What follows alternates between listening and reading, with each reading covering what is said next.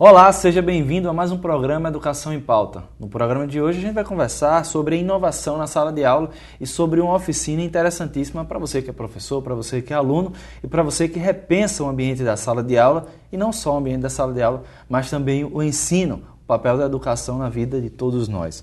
Nós vamos conversar agora com José Anchieta, ele é educador e consultor de negócios, também sócio fundador da Mago Business Innovation, né? E também engenheiro, palestrante, professor, escritor. Vamos falar sobre essa oficina Criação. Professor, seja bem-vindo ao programa Educação em Pauta. Muito obrigado, Bruno, pelo convite. É um prazer estar aqui no Educação em Pauta para falar um pouco sobre inovação na educação, esse tema tão recorrente, tão importante nos dias de hoje. E essa ideia da oficina também, não é, professor? Isso. Porque quem sabe a oficina seja um ambiente onde você não está só recebendo, mas você está criando junto. Essa é a ideia da oficina? Isso. As oficinas Criação, elas são um laboratório de construção de práticas educacionais inovadoras. A gente junta professores, a gente junta alunos, a gente junta interessados em provocar, promover a mudança na educação e dentro dessas oficinas a gente gera práticas educacionais inovadoras adequadas aos alunos do século XXI. Isso obviamente está acontecendo hoje, né? O programa teve que ser gravado antes porque o professor estava na oficina, estaria na oficina no dia 25, hoje dia 25 você está recebendo esse programa. Mas, professor, conhecer um pouquinho sobre o senhor, como é que foi essa sua trajetória? Engenheiro, biólogo, professor, conta pra gente como é que foi esse início de despontar sobre a educação e até começar a repensar essa ideia de educação que o senhor vai apresentar hoje com essa entrevista, né? A educação ela sempre esteve presente na minha vida, né? Enquanto que os meus amigos na infância ganhavam brinquedos e videogames, a minha mãe me dava livros, né? Então eu cresci num cenário totalmente favorável à educação. Eu lembro que quando eu passei no vestibular, na ocasião não era biologia, eu fazia farmácia, e todos os alunos eles estavam fazendo estágio dentro das escolas públicas e eu fui atrás de um estágio de escola pública para a sala de aula. Fui atrás de aula de química, não consegui vaga para lecionar química, consegui vaga para lecionar biologia e aí foi a minha entrada no setor da educação. Mas o senhor já era biólogo nessa época? Não. Na época eu era estudante de farmácia que estava dentro da sala de aula dando aula de biologia. E aí eu fui crescendo, né? Eu sempre tive como premissa básica na minha prática educacional levar uma experiência positiva para os alunos. Tanto é que eu larguei a farmácia, entrei nas ciências biológicas, me tornei professor de cursinho e passei a maioria das escolas aqui de Natal levando um conceito diferente da biologia, que era uma disciplina muito complicada para o aluno, mas que eu procurava sempre tratar os assuntos da biologia de uma forma mais interessante. Em 2006 eu tive que parar de dar aula, eu tive um sério problema de saúde, passei um ano sabático, cuidando da minha vida, mas também repensando a vida. E eu sempre tive um sonho de fazer engenharia, né? E eu entrei na engenharia de alimentos, que era mais parecido com a biologia, e hoje eu linkei a educação com a engenharia nessas oficinas Criação que a gente está rodando aí a cidade, levando um novo olhar para a educação do nosso estado, a educação do nosso país.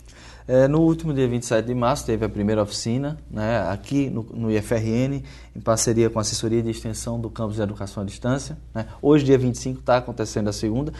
Eu queria que o senhor contasse como foi que surgiu mesmo essa ideia de criação. Primeiro, neologismo, né? O que significa esse nome, uma oficina de criação, professor? Criação é a junção de duas palavras, a questão de um verbo, criar, e de ação, né? Criar pressupõe criatividade, né? E a criatividade ela é a mãe da inovação. A gente vive hoje a era da inovação. Tudo hoje é inovação. Mas não existe inovação sem criatividade. Então as pessoas precisam criar para poder inovar, seja na educação ou em qualquer outro setor da sociedade. E a ação pressupõe exatamente como o próprio verbete está dizendo. É você transformar as suas ideias em algo tangível. Não ser passível, né, ao conhecimento que lhe é dado, mas também é constituído por você e pelo outro, não é isso? Isso. Todo mundo sabe o que precisa ser feito, mas são poucas as pessoas que realmente pegam aquele que precisa ser feito e colocam em prática. Então, por isso o nome criação. Usar a criatividade para criar algo que seja bacana e interessante para ser utilizado dentro da sala de aula. O objetivo dessas oficinas é, na verdade, a gente provocar os professores, provocar os alunos, provocar os interessados em promover uma mudança na educação para repensar a sala de aula. A sala de aula ela precisa ser repensada. Tudo mudou nos dias de hoje. Hoje tudo é inovação e a gente precisa levar essa inovação para dentro da sala de aula. Não é um único caminho para parar os alunos para o vestibular. A gente precisa entender que existem várias formas da gente levar o conhecimento para os alunos e não aquele conhecimento que vai ser aplicado dentro de uma prova de vestibular. Então a oficina Criação ela tem essa finalidade, provocar e repensar a educação, tornando as práticas educacionais mais adequadas aos alunos do século XXI. Professor, você acha então, a partir dessa perspectiva, que realmente o ensino tradicional, o ensino, agora para o Enem no caso, né, é um ensino que deixa vazar, ou falta a criatividade como componente básico da educação? Como é que o senhor vê realmente essa crítica que o senhor vem discutindo aí para o ambiente da sala de aula? Falta o professor tolhe essa criatividade do aluno? Como é que acontece isso? A criatividade, ao longo dos anos, ela vai sendo abafada nos alunos. Eu lembro que no ensino infantil, né, quando a professora, as chamadas tias, chegam para os alunos e pedem, ou melhor, entregam um desenho vazado de um elefante para uma menina, por exemplo, e pede para a criança pintar, para a menina pintar, e a menina acha bonitinho um lápis cor-de-rosa e ela começa a pintar o elefante de cor-de-rosa, e a professora chega e fala, olha, o elefante não é cor-de-rosa, o elefante é cinza. Usando isso como um exemplo, ao longo dos vários anos que a gente passa dentro da escola, a nossa criatividade ela vai sendo meio que minada. E hoje a gente precisa mais do que nunca dessa criatividade para a gente poder gerar inovação. Seja inovação em um produto, seja inovação em um serviço, seja inovação em um processo. Inovação no que quer que seja pressupõe criatividade. E nessas oficinas, por exemplo, a gente trabalha a criatividade. A criatividade, assim como qualquer outra habilidade, ela pode ser desenvolvida. A criatividade não é uma coisa específica de um arquiteto, de um designer, de um escultor. A criatividade é algo que existe na gente, assim como é algo que pode ser trabalhado, assim como na musculação você pode hipertrofiar a sua musculatura, você pode usar de ferramentas para trabalhar a habilidade e criatividade tão essencial nos dias de hoje. Então, às vezes, alguns professores, pensando a partir dessa ideia, terminam tolhindo ou atrofiando a imaginação, a criatividade, né? A parte do que o ser humano tem para desenvolver essa competência artística também, não é isso, professor? Exatamente. É importante a arte dentro da escola, a criatividade e esse processo de inovação. Como seria, então, por exemplo, uma sala de aula pensando nessa ideia de inovação, nessa ideia de utilizar essa parte criativa do ser humano dentro dessa constituição do saber, professor? Uma coisa muito importante que precisa ser dita é que cada pessoa tem um ritmo de aprendizado diferente. Mas as práticas educacionais vigentes ainda no país, que vem desde o século XIX, tem até uma frase que eu gosto muito de brincar, instituições do século XIX, professores do século XX e alunos do século XXI. A gente vê dentro da sala de aula ainda práticas de séculos anteriores em que o professor ele é detentor do conhecimento, o aluno está ali de forma passiva para receber esse conhecimento, receber essas informações. A gente sabe que isso não funciona, porque as pessoas, os alunos, eles têm ritmos diferentes. E a gente precisa adequar as práticas educacionais a essa realidade. Hoje a gente vê o aluno extremamente conectado dentro da sala de aula, e o professor chega, guarda o smartphone, não pode usar um tablet, não pode usar um notebook. Ainda é um espaço de doutrinação, né? Isso, a e gente o que você precisa quer dizer rever é que isso. O aluno ele acompanha a evolução da sociedade, dos tempos, das novas tecnologias. Parece que a escola ainda permanece naquela ideia medieval de iluminista, ou seja, o próprio nome é aluno, né? Obviamente que nós não cremos nisso, mas o aluno sem luz, sem conhecimento, é um pouco disso. A gente precisa reformar essa educação, não é isso, professor? Isso, é urgente, é urgente. E como fazer isso? Pelo menos iniciar. As oficinas Criação, elas surgiram baseado em duas coisas. Não é? Os alunos reclamam muito da sala de aula, que a sala de aula é muito chata. Por um lado. Por outro lado, tem professores que insistem no modelo educacional que ele não mais funciona. Então, a Oficina Criação ela surgiu para atender a essas demandas. De que forma eu posso repensar a sala de aula para que o aluno se sinta motivado dentro dela e de que forma eu posso provocar os professores para que eles repensem as suas práticas dentro da sala de aula para entregar uma metodologia, uma abordagem de ensino-aprendizagem que seja mais interessante para o aluno dos dias de hoje. O Brasil, entre os 100 países com maior IDH do mundo, o Brasil é o terceiro em evasão escolar. E essa evasão escolar ela é fruto desses modelos educacionais que não funcionam mais. Então precisa ser repensado tanto a prática do professor, como ser repensada a sala de aula para que o objetivo final, que é um aprendizado sólido, para que o aluno ele seja atuante na sociedade, para que o aluno ele seja crítico, ele entenda os fenômenos sociais como um propulsor da melhoria da vida das pessoas, a sala de aula precisa ser revista, as práticas educacionais precisam ser revistas. Professor, conta para a gente um pouco como, né, foi planejada então essa primeira oficina que já aconteceu, essa segunda que está acontecendo.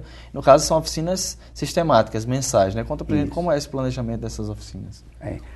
A ideia das oficinas são eventos mensais, itinerantes, cada mês num lugar diferente, justamente para promover um dinamismo. Nessas oficinas, a gente utiliza uma abordagem que se chama fermento. Não é uma metodologia, é uma abordagem, porque metodologia pressupõe padronização. E a gente anda exatamente na contramão da padronização. É uma abordagem, é uma nova forma de pensar, um mindset, em que a gente trabalha vários pilares dentro dessa abordagem. O primeiro pilar é a empatia, que é você se colocar no lugar do outro. Não antigamente, mas até hoje, o professor ele é o detentor do conhecimento, então ele cria para o aluno. E muitas vezes a abordagem criada, a abordagem construída não é adequada para os alunos. Mas quando a gente inverte esse fluxo, quando eu conheço o aluno com profundidade, quando eu conheço as suas dores, as suas necessidades, as suas demandas, seja a partir de pesquisas ou a partir de entrevistas diretamente com os alunos, eu consigo entender, traçar um perfil, um raio-x dessa comunidade escolar, pelo olhar do aluno, e projetar para ele, motivando, que a falta de motivação na sala de aula é que tem levado a essa grande evasão escolar. Então, empatia é se colocar no lugar do aluno e projetar para ele. Tem uma frase que eu gosto muito de falar aqui, que é a seguinte: se você quer projetar para um cego, então você passe alguns dias como um cego.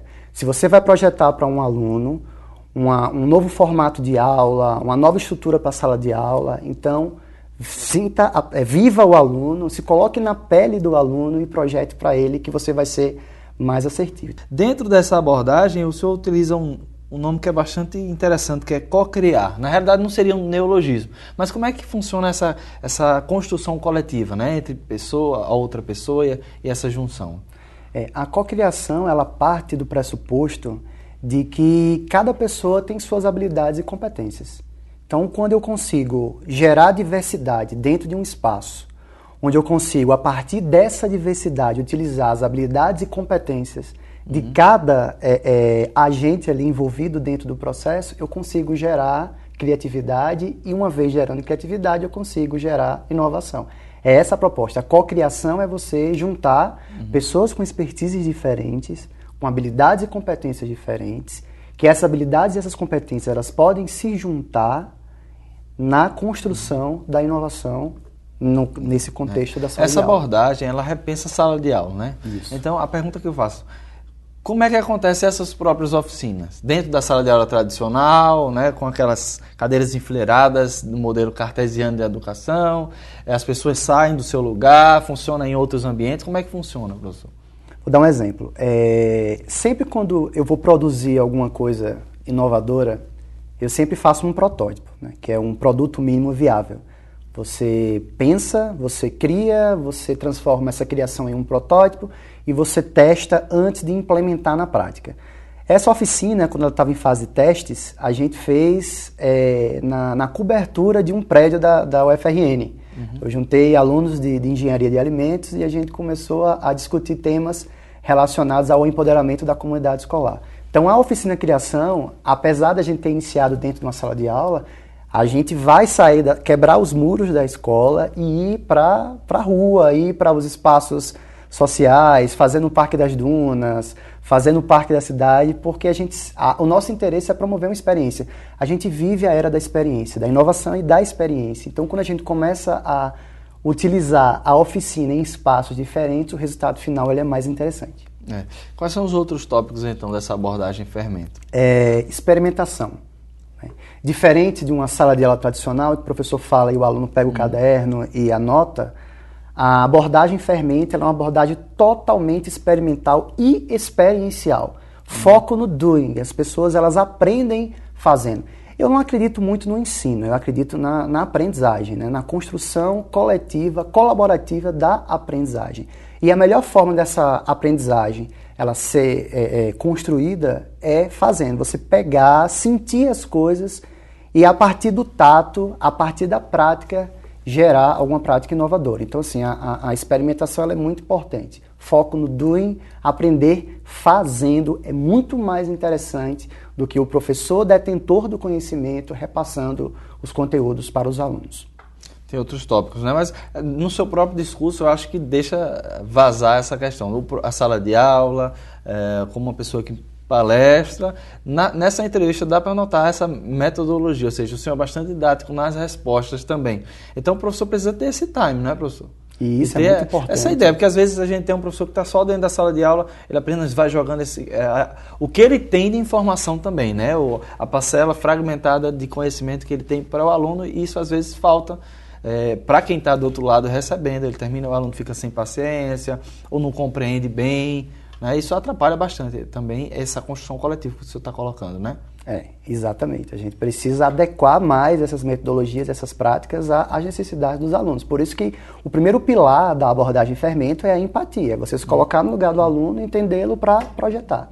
E essa ideia de fermento veio aí da engenharia da alimentação, da biologia? Por que especificamente esse nome, abordagem fermento?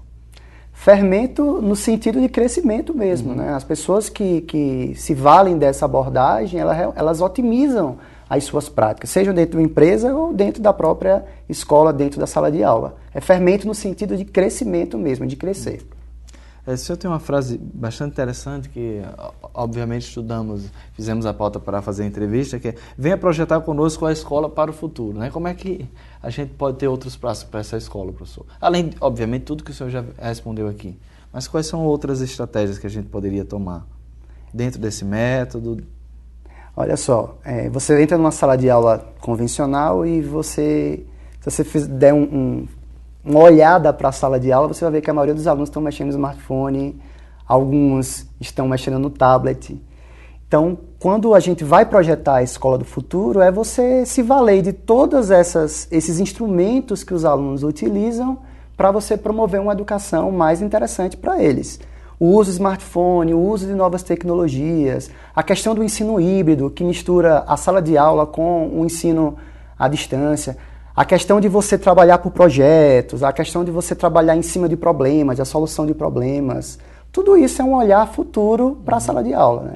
Na oficina, por exemplo, dia 25 de hoje, a gente vai falar sobre futurismo, a gente vai fazer uma projeção para o ano de 2050 e a gente vai projetar uma sala de aula em uma escola no ano de 2050, baseado nesses padrões que a sociedade tem utilizado no dia a dia. Então, o futurismo é um dos pilares das oficinas criação e da abordagem fermento, assim como a questão da disrupção, da inovação disruptiva. Existem dois tipos de inovação. Existe a inovação incremental. Imagine que eu tenho um produto aqui que já existe e eu incremento esse produto e coloco no mercado. Isso é inovação incremental.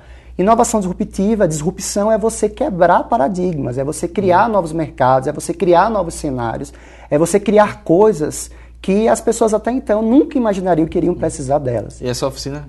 É totalmente focada nisso, futurismo e a questão da disrupção, da inovação disruptiva.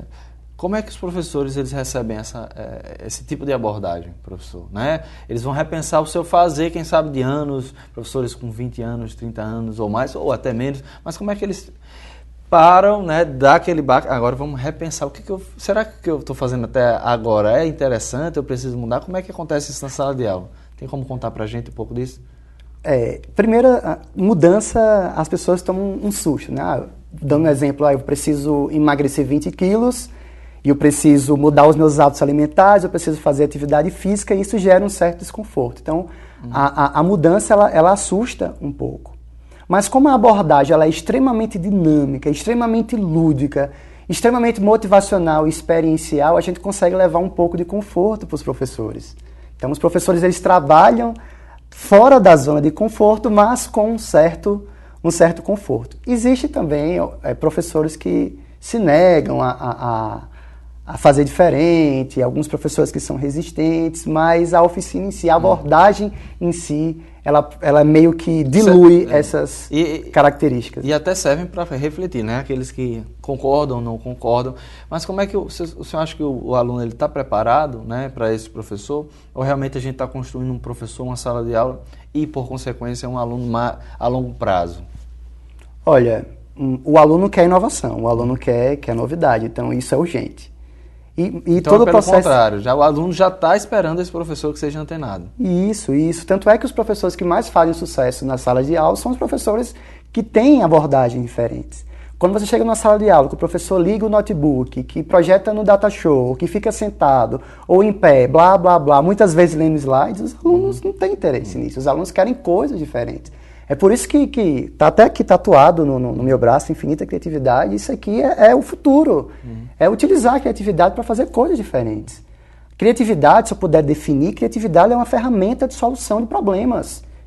Você usa a criatividade para resolver problemas da sala de aula, para resolver problemas de relacionamento, para resolver problemas na sua vida pessoal e profissional, e ela é muito importante. A gente tem que usar essa criatividade, tem que se valer da criatividade para gerar inovação dentro da sala de aula. Todo mundo sabe que a mudança na educação ela é para ontem, mas você fazer as mesmas coisas que se fazia no século passado, nos séculos anteriores, você nunca vai conseguir fazer algo diferente. Então, quando você utiliza a criatividade para gerar coisas diferentes, seja um jeito diferente de lecionar um assunto, ou até mesmo repensar a estrutura da sala de aula, personalizar o ensino, isso com certeza faz toda a diferença. Eu acho que o senhor está trazendo essa ideia de ruptura pela criatividade. Por outro lado, o lado lúdico. É basicamente isso? Eu entendi corretamente o que o senhor quer apresentar, professor? Isso. Inclusive, na oficina de hoje, os participantes eles vão se deparar com várias situações inusitadas, justamente para a gente promover uma experiência positiva. O nosso objetivo é que o professor, participante das oficinas, eles saiam tocados, com vontade de utilizar essas ferramentas do fermento dentro da sala de aula e construir a inovação com os alunos. Porque o grande X aí da questão é você inserir, colocar o aluno no centro da estratégia pedagógica. O professor ele sai do tablado e passa a ser um mentor, um orientador, e esse aprendizado ele passa a ser construído de forma colaborativa. Professor, que outros projetos acontecem em parceria com escolas, por exemplo, para esse processo de inovação? Nós temos o Idea Experience, que é o criação mais robusto dentro das escolas ou instituições de ensino superior. A gente faz um mapeamento do contexto da escola, a gente faz pesquisas com os professores, com os pais, com os alunos, e a gente tem um raio-x da instituição. E em cima desse raio-x da instituição, a gente co-cria práticas inovadoras de ensinos adequadas àquela instituição em específico. Como eu falei, não existe padronização para a gente trabalha de acordo com a realidade das instituições. E está para ser lançado um livro de autoria sua sobre essas experiências, né? Conta para a gente um pouquinho sobre já essa expectativa, o que vai conter nesse livro. A gente está produzindo um e-book, né? E nada melhor do que a gente compartilhar o conhecimento. Então esse livro ele vai ser distribuído gratuitamente pela internet. Nesse livro terão práticas inovadoras geradas nessas oficinas que a gente faz, tanto as gratuitas quanto as pagas nas escolas, e é um livro extremamente conectado. Eu não posso falar mais do que isso, porque é um formato diferenciado de livro, mas eu posso adiantar que é um livro conectado.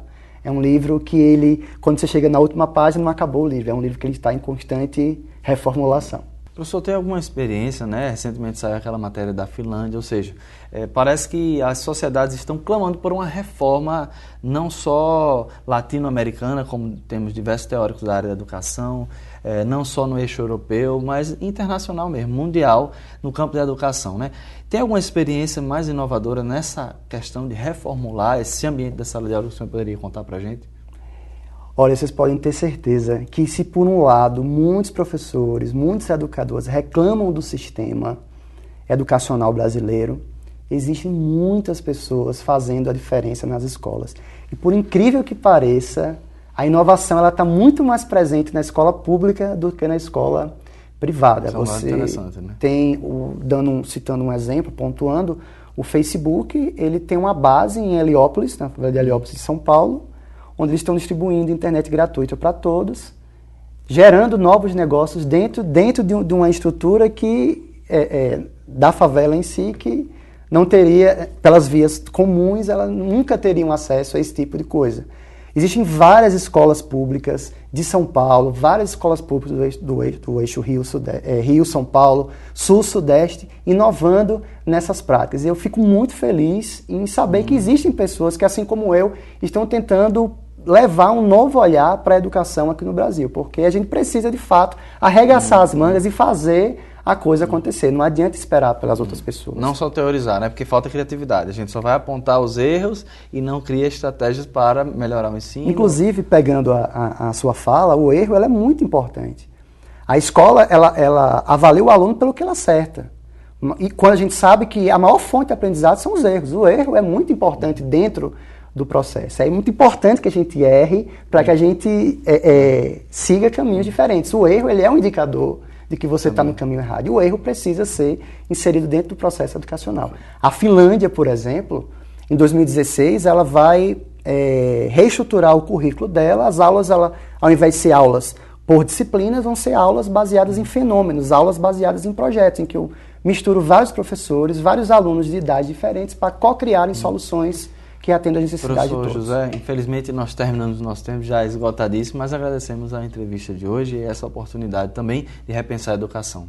Eu que agradeço ao IFRN pela oportunidade e já adianto a todos que a próxima oficina do mês de maio, a próxima criação do mês de maio, a gente vai fazer uma coisa extremamente inovadora, que a gente vai juntar aluno e professor para repensar a sala de aula e todos vocês estão convidados. Okay. E você de casa, muito obrigado pela audiência. A gente se encontra no próximo programa às 10 horas da manhã, TV Câmara, com reapresentação também aos domingos no mesmo horário. Até lá, tchau, tchau.